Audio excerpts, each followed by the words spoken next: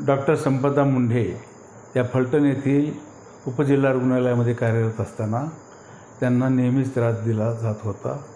त्यांनी पोलीस स्टेशनमध्ये त्रास होतो याची लेखी तक्रार केली होती।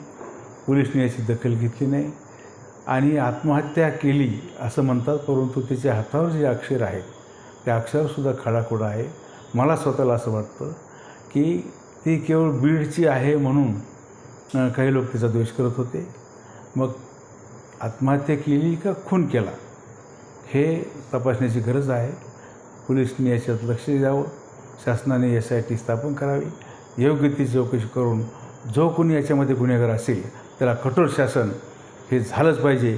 कारण ही आमची बीडची मुलगी आहे, ते आम्हाला सर्वांना आमच्या जीव को प्राण वाटतो तिच्याबद्दल आणि तिच्यावर असा अन्याय एका सामान्य कुटुंबातून शिकलेली ही मुलगी एवढ्या चांगल्या शिक्षण तिने घेऊन उच्च शिक्षण पूर्ण केलं, तिला चांगली सरकारी सेवा ती करत असताना खरं म्हणजे जाणीवपूर्वक कुणीतरी हे कृत्य केलेलं आहे असं दिसतं। म्हणून परत एकदा अशी माझी मागणी आहे, SIT स्थापन करावी आणि कठोरात कठोर कारवाई ह्या संबंधित जे गुन्हेगार आहेत त्यांच्यावर करावी।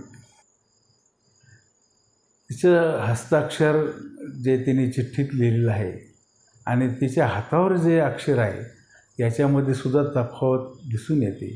त्यामुळं खरोखरच आत्महत्या आहे का खून आहे, माझं स्वतःचं मत असं आहे की तो खून असावा।